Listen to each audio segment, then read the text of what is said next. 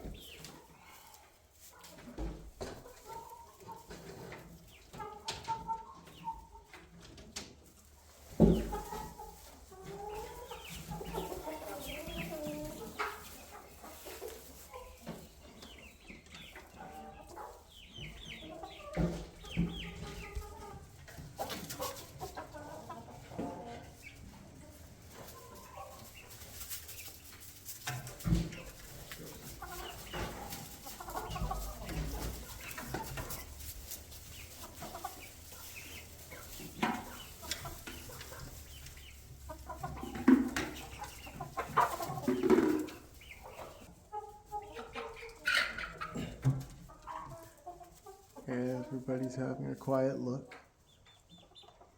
And not everybody, but a lot of them. Chip, in particular, that one there, she's well acquainted with these guys. Because she, and with her 3 chicks, would often go into the other room and hang out with them. So she already knows them quite well. And now they're comfortable enough to be drinking their water, which is good because they keep spilling their water. I don't have a waterer that I can, clip up or anything to keep it up. So they keep knocking it over when they panic and run around. So it'd be nice to have them, out and running around where they got more space.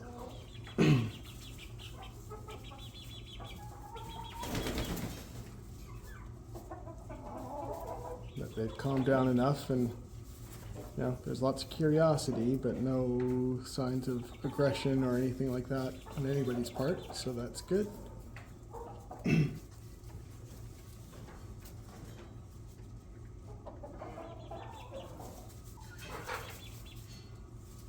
So from everything we've looked up, you can have, flocks mixed with guineas in them, and it shouldn't be a problem. We still don't know whether we've got males or females in the guineas. It'll be a while before, if the horns come in on the boys. So we're hoping that we've either got 2 females or a male and a female, because they will pair off if they've got a male and female, or 2 females will be happy living together. But if you have 2 males, then chances are they'll be fighting. And, discomfort as long as if they're too close together. So they'll be happy in a flock as long as they're paired off, but with, an equal number of girls.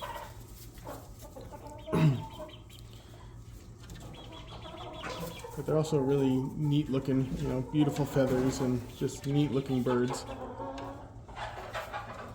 But it's one of those things where they, once we let them outside, they may not come back into the coop either. They may just nest on some trees around here. They'll probably stay on the farm, if that's what they do, but they'll just find a tree because they are still a fairly wild breed in comparison to chickens.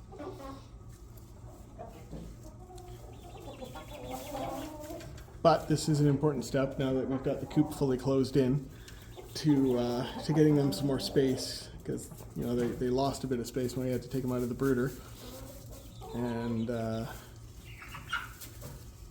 it's been less than ideal as we've been doing the build here, where they've been cramped in the cage for a few days. It's been a little bit too long in my opinion, so we got to get them out.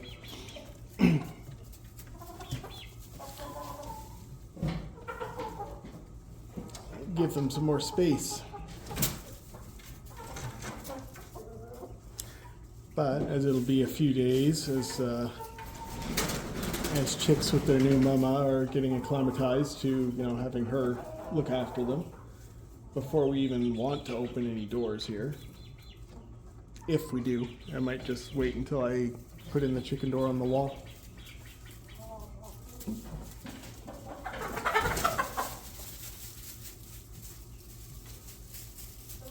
But first we'll be separating, we're building the rooster side and getting that finished up first. So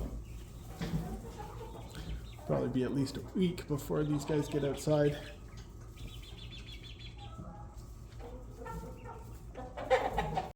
All right, I'm really happy with how that's gone. It went very smoothly and quietly and calmly, which is what I was hoping for at this time of the evening.